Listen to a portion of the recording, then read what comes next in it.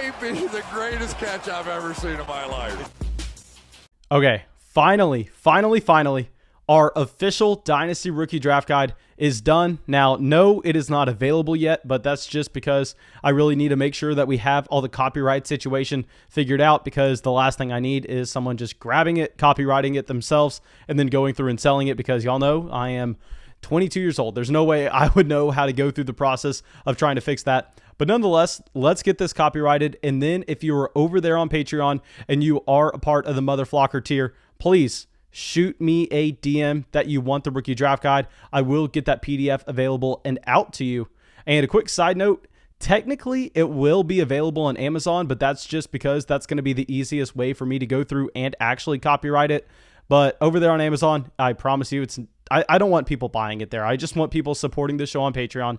So I'm probably going to make it $59 or something, to a point where really you shouldn't be buying it there. You should be mainly just DMing me over on Patreon to get it, because I'm going to continue to try to grow that community, because as that community grows, we understand that there goes so many things with that. I mean, that's how we can fill those flock fantasy leagues. That's how we can also make sure we have that activity going in the group chat. So I'm very excited for y'all to read it. And yeah, I'm just very excited to get to your opinion on it. We've been working on that for so long now, and I am ready to be able to just go to bed and not have to stay up 2 hours every single night for 2 months working on this quote unquote draft guide, which is more so a book. At least that's what it felt like writing it.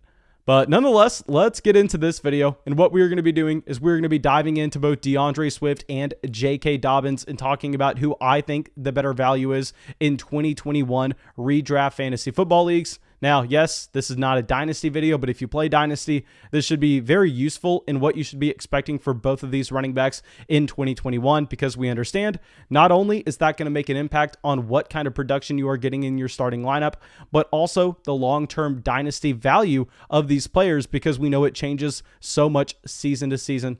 But let's dive into it. Let's start it off with DeAndre Swift. And here with DeAndre Swift, I mean, he is going at the very end of the second round, the very beginning of the third round of fantasy drafts this year. And I understand the coach just came out and they were talking up Jamal Williams, and it did not sound that great about DeAndre Swift, but y'all know I say this all the time. What do I say? I go, hey, completely ignore coach speak. Coach speak, we don't care about unless it's a day 3 player, or unless it's someone that we really just don't know if it's going to make the depth chart. We need to understand what running back is going to be the second running back on the depth chart versus the third guy. And those fringe roster players, yes, that's where you need to make sure you understand what's going on in practice. That's when you need to make sure you understand what the coaches are talking about. But these bona fide studs, a guy like DeAndre Swift, coach speak is very rarely ever going to mean that much. I mean, mainly it's just you got to tell the media something. You got to make sure that you're getting some buzz around your football team. And here in the case of DeAndre Swift, I will say it's a little bit different. And the reason for that is because while we say to ignore coach speak, but follow the team's actions, that's what we can look at. And the team action here is going out of their way to sign and bring in Jamal Williams. While we did not have this coaching staff in Detroit at the time DeAndre Swift was drafted. And I understand, guys, that DeAndre Swift is a much better running back, but I am here to tell you that Jamal Williams is going to be getting touches in 2021.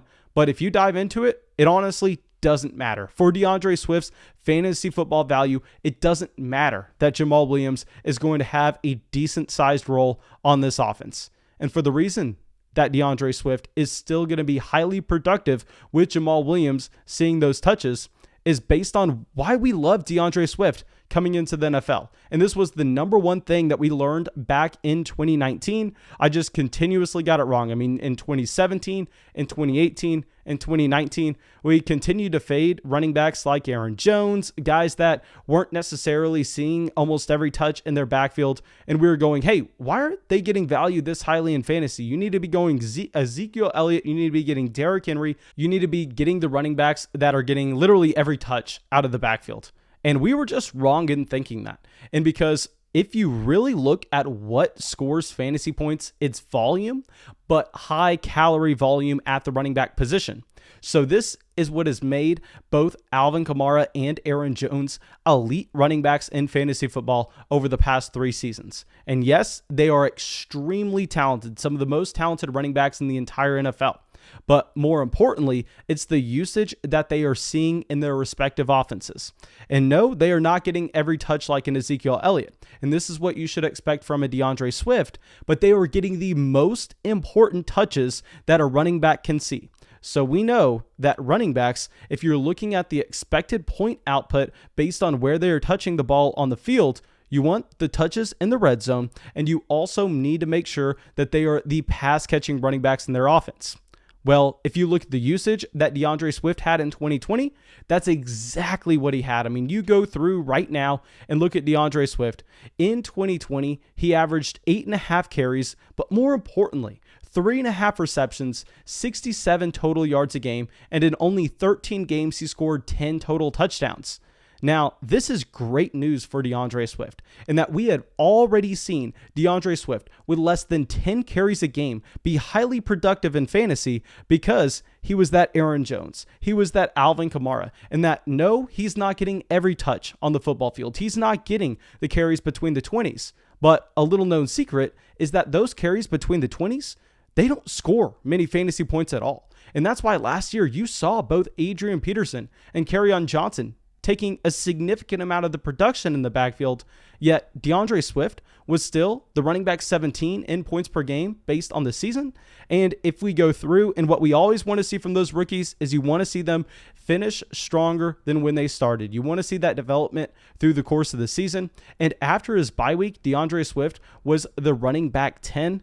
Now, going forward, obviously, this is going to be a little bit different. You have to expect the offense to change with Matthew Stafford leaving, and that's definitely going to hurt DeAndre Swift. I know a lot of people have came out and said, hey, this is going to help based on the fact that Detroit is going to be behind in most games, and you're going to have Jared Goff just dumping the ball off to DeAndre Swift over and over and over again. And while, yes, I guess you can spin the situation like that, no, you never want that. What you want is you want your running back playing in a highly productive offense, an offense that is not going to end drives early. You want to make sure they are getting to the red zone. So make no mistake, Matthew Stafford leaving, Jared Goff coming in, and expecting the overall efficiency of the offense, it's going to go down. It's going to hurt DeAndre Swift. But they do go out there. They get the best offensive lineman in the entire NFL draft. A lot of people thought Sewell was going to be going to Cincinnati, but he falls to Detroit. And we also saw Detroit go out of their way to invest into several other offensive line pieces this offseason. So you should see a bolstered offensive line for Detroit.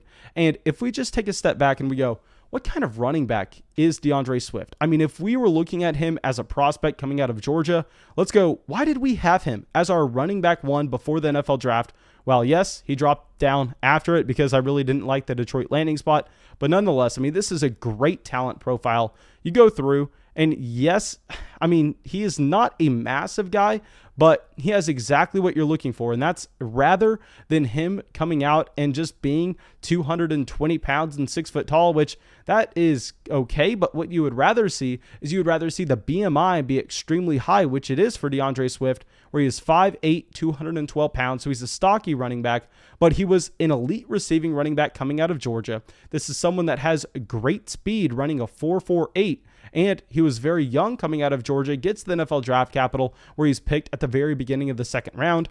So many things are going for this DeAndre Swift profile. And even with Jamal Williams coming in, and even with Jamal Williams taking a decent amount of touches from DeAndre Swift, if we go back to what we were talking about earlier, where Adrian Peterson and Kerryon Johnson were getting a lot of touches last year, if you combine the per game numbers for both AP and Kerryon Johnson, I mean, they were averaging over 12 carries a game, over 3 receptions a game, over 60 yards, and they had 10 total touchdowns. So I don't think anybody's really expecting Jamal Williams to have that type of production. What I think you're going to find is some of those carries, some of those receptions, some of those yards going in the way of DeAndre Swift. And DeAndre Swift is going to be that player that can be productive on a bad NFL offense based on the fact that when they are at the goal line, DeAndre Swift's going to be the running back in the game, and he's going to be the running back in the game in obvious passing down situations. So yes, it's concerning that Detroit should be a worse football team this year, but DeAndre Swift is a fantastic running back. I think if you get him at the end of the second round, the beginning of the third round, I mean, that is a great pick. I mean, he can easily be a top 5 running back if he hits his best case scenario. Now, on the other hand, let's go over to J.K. Dobbins really quick. And here with J.K. Dobbins, he is going a little bit later in drafts currently. He's going around pick 28. So while you see DeAndre Swift going in the late second, early third, J.K. Dobbins is pretty much always going to be going in the early third round of those 2021 redraft leagues. Now with Dobbins, if we are comparing him as a prospect, I mean, he was still a very good prospect on his own right. I mean, he came into the NFL extremely young. He did get drafted in the top 60 picks of the NFL draft. He was a little bit slighter, where he was 5'10", 209 pounds, but he possessed that elite speed. I mean, he was faster than any running back from the 2021 NFL draft class. But the problem was, if you're looking at J.K. Dobbins and his production profile compared to DeAndre Swift, I mean, it's just not nearly as exciting. So you go through and you look at J.K. Dobbins, and in his rookie season, he finished as the running back 37 in points per game. And after his bye week, yes, he did take a small step up, but it was nothing where you are just going to be expecting him to turn into a completely different player, where he went from being the RB37 to the RB27 after the bye.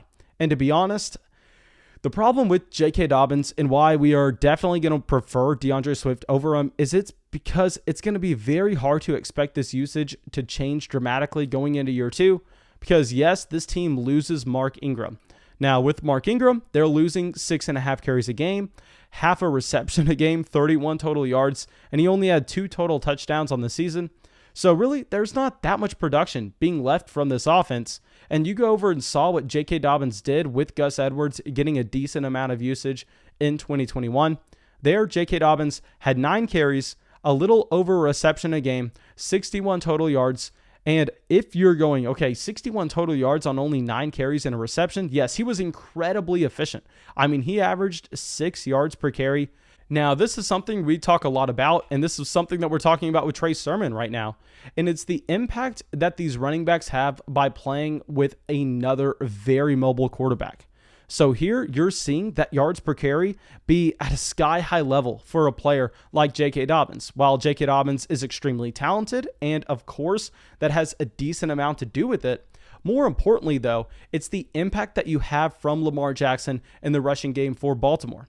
And that exact impact is that when Lamar Jackson goes to hand it off for J.K. Dobbins, you can't have those linebackers crashing down on him. This is what we talk about all the time. I mean, just think about if you're an opposing linebacker and you see Drew Brees go to hand it off to Alvin Kamara. At that point, you go, okay, this is either play action or this is going to be a handoff. Either way, we are crashing inside the pocket. There's really nothing else that they can do beyond that. Where in the case of Lamar Jackson, it could be a read option. You could end up finding Lamar Jackson going off the edge, and that creates wide running lanes for J.K. Dobbins, and very rarely is he going to be hit behind the line of scrimmage. But on the other hand, you can't ignore the fact that the receptions are drastically down for these players. And for the reason with that is with those elite quarterbacks with their mobility. I mean, say you're a Lamar Jackson, you drop back to pass, and then you go, okay, so we drop back to pass, we read our progressions in the case of Lamar Jackson. You're not getting that far down, but regardless, you look at your wide receiver 1, you look at Mark Andrews, and then you're like, oh crap, that's not there. Hey, well, we got our legs. 90% of the time, the best option for us is just to scramble outside the pocket, pick up an automatic 8 yards, most of the time get the first down, and just continue the drive. Compared to the case where you have a guy like Drew Brees, I mean, you run through your progressions, you go, okay, Traquan Smith, not available downfield. Michael Thomas, not available on the slant. Looks like we're dumping the ball off to Alvin Kamara because we have no other option. So this is something you should expect. You should expect the reception numbers to be lower for J.K. Dobbins. And another thing that you should expect is the fact that with those mobile quarterbacks, they vulture so many touchdowns at the goal line. That's a big reason why I hated all the running backs in Buffalo last year. It's because we were looking at it, we were going, well, I don't see where the upside's going to come from because neither running back is that talented. We know that Josh Allen's not going to be dumping the ball off because he does have that rushing capability. And when they get to the goal line, he's just going to be running the ball in himself so many times that it's going to vulture that expectation for Zach Moss to come away with the touchdown in this game.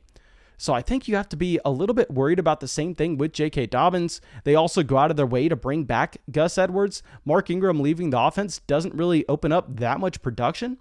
So at this price point, I think that we can look at J.K. Dobbins and we can go, yeah, I mean, he is a fantastic running back, but you're really going to have to be betting on him taking away touches from Gus Edwards and taking away a decent amount of touches as well if you're going to be expecting him to return better value than where you draft him. And for that reason, I mean, we have to sit here and we have to go DeAndre Swift significantly better for fantasy in 2021, even though he is playing on a much worse offense, even though his coach is coming out talking up Jamal Williams. Jamal Williams can still come in and can still have a decent amount of production that's left over from Adrian Peterson and Kerryon Johnson. And then you can find DeAndre Swift still being highly productive. Now, thank you guys. I really hope y'all enjoyed this video. I really hope y'all got something from it. Of course, if y'all did, go down there, drop a like, leave a comment, subscribe to the channel. It helps us out a ton, and I will see y'all with the video tomorrow. I really owe a massive thank you for all the Patreon supporters in Ben, Braden, Zach, Ryan, William, Derek, Justin, Marshall, Tyler, and Eamon. Thank you so much, guys.